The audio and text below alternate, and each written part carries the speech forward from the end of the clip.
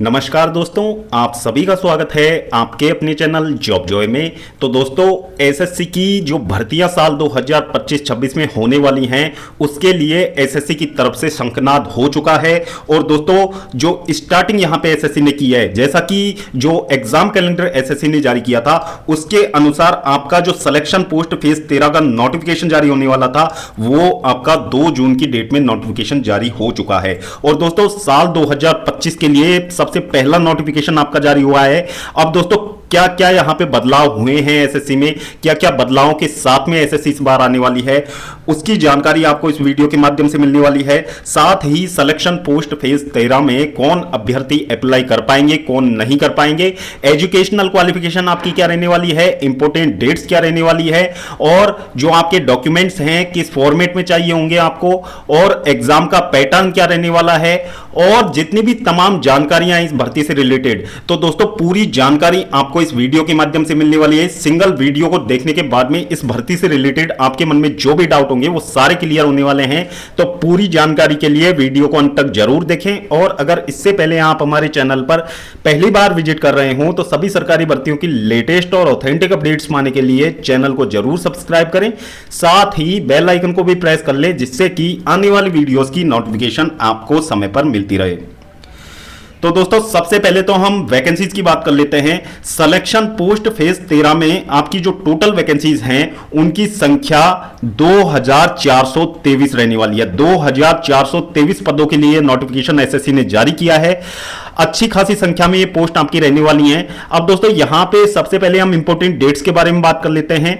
तो जो ऑनलाइन आवेदन आपके स्टार्ट होने वाले हैं वो आपके 2 जून से स्टार्ट होंगे। और दोस्तों, उसके लिए यहां पे लास्ट डेट रखी गई है 23 जून।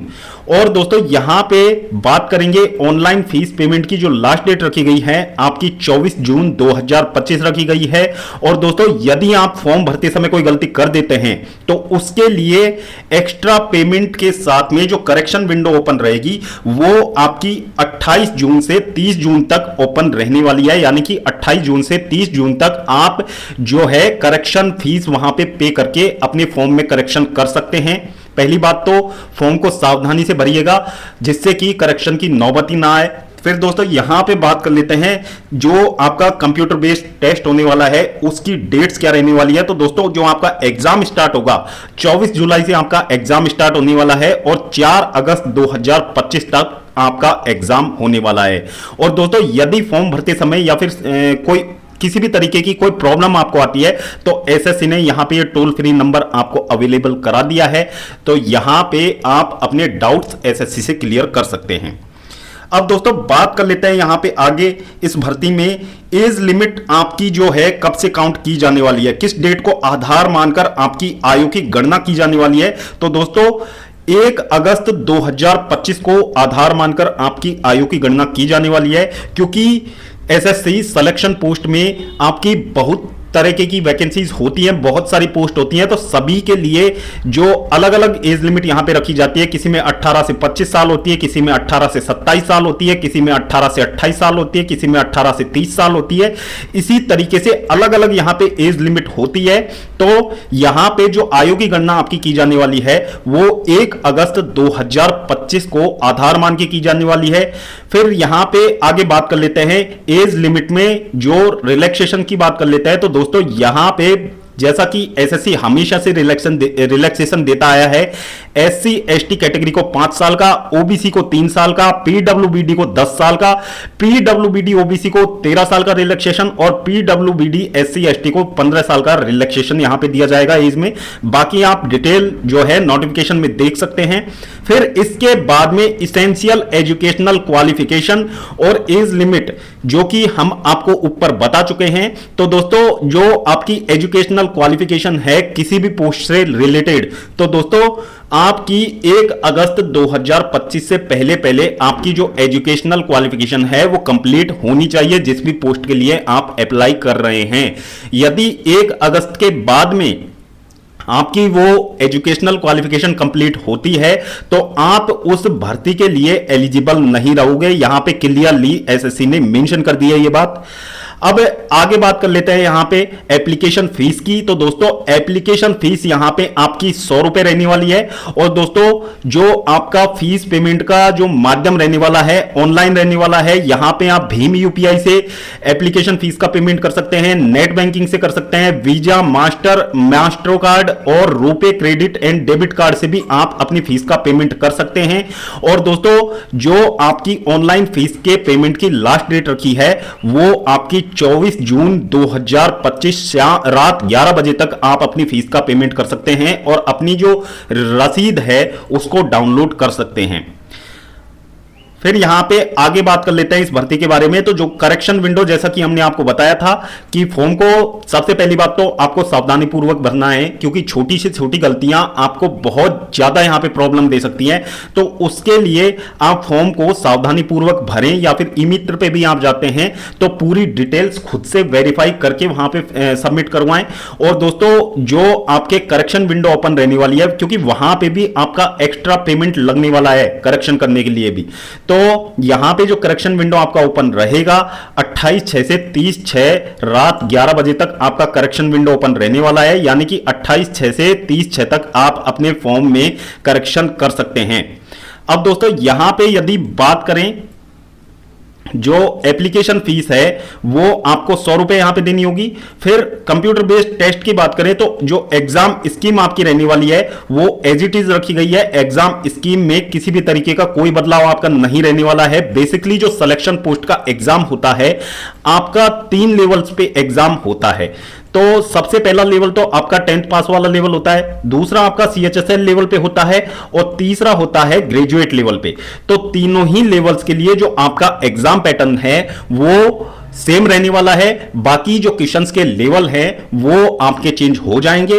तो यहां पे जो आपका एग्जाम पैटर्न है वो एज इट इज जैसे पहले रहता था वैसा ही इस बार रहने वाला है, क्योंकि TCS ही आपका एग्जाम कंडक्ट करवा रही है। तो यहां पे आपका general intelligence, general awareness, quantitative aptitude और इंग्लिश लैंग्वेज, ये चारों सब्जेक्ट आपकी रहेंगी।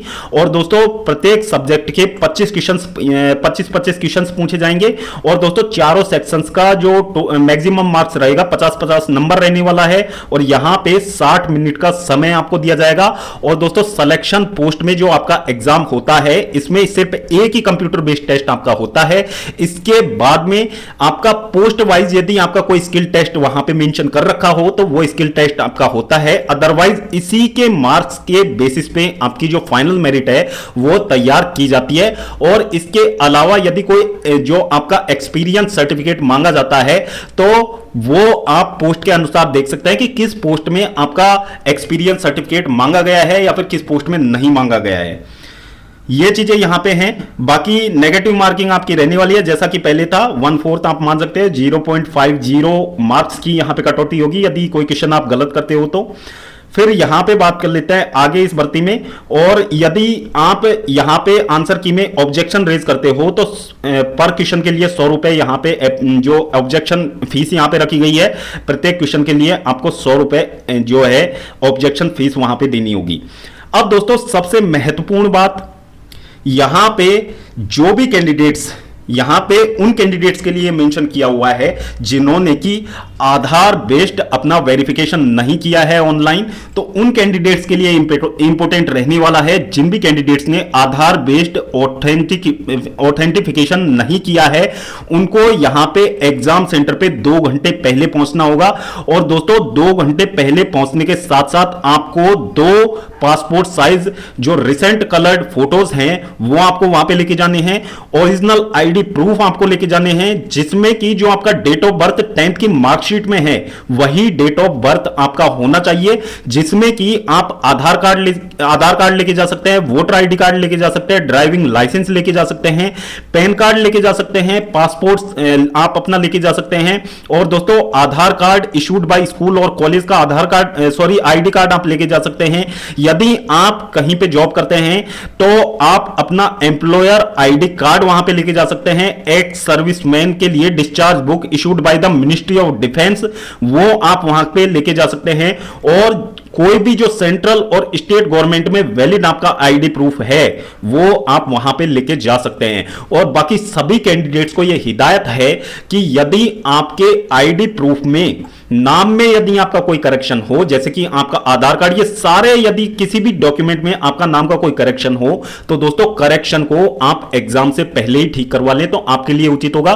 बाकी वहां पे आप जाएंगे सेंटर पे, जब आप एग्जाम देने जाओगे तो वहां पे आपको रोका जाएगा, वहां पे आपसे तरह तरह के सवाल पूछे जाएंगे, आपको वहां पे प्रॉब्लम्स होंगी, जिससे कि पेपर देने में भी फिर आपका जो माइंड है वो डिस्ट्रैक्ट होगा। तो इन सभी अव्यवस्थाओं से बचने के लिए आप जो है अपने किसी भी आईडी प्रूफ में यदि आपके नाम, डेट ऑफ बर्थ, पिताजी के नाम, एड्रेस को लेके यदि कोई भी प्रॉब्लम हो तो वो आप वहीं पे पहले से ही सॉल्व करके जाएं, क्योंकि बाद में ये चीजें बहुत ज्यादा प्रॉब्लम देती हैं। तो इसके लिए पहले ही आपको यदि करेक्शन करवाना है तो पहले ही आप करेक्शन करवा लीजिए।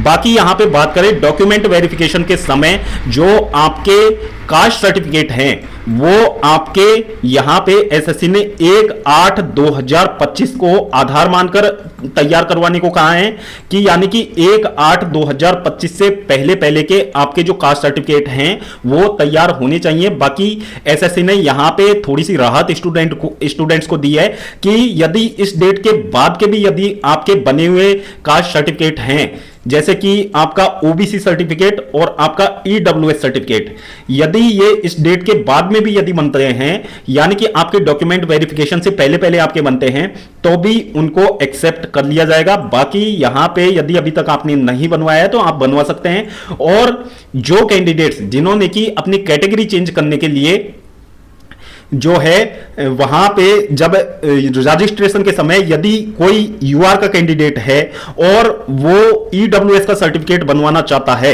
और उसने रजिस्ट्रेशन के समय अपनी कैटेगरी ईडब्ल्यूएस वहां पे फिल की है, तो वेरिफिकेशन के समय आपको ईडब्ल्यूएस सर्टिफिकेट आपका अनिवार्यतः वहां पे जमा करवाना पड़ेगा। लेटेस्ट फाइनेंशियल ईयर का आपका ईडब्ल्यूएस सर्टिफिकेट होना चाहिए। यदि कैंडिडेट अपना लेटेस्ट फाइनेंशियल ईयर का ईडब्ल्यूएस सर्टिफिकेट नहीं जमा करवा पाता है किसी भी वजह से, या नहीं जमा करवा पाता है, तो कैंडिडेट को यूआर कैटेगरी में ही काउंट किया जाएगा। ये बहुत ज्यादा इंपॉर्टेंट न्यूज सभी कैंडिडेट के लिए होने वाली है, बहुत ही इंपॉर्टेंट है ये सभी कैंडिडेट्स के लिए जान लेना।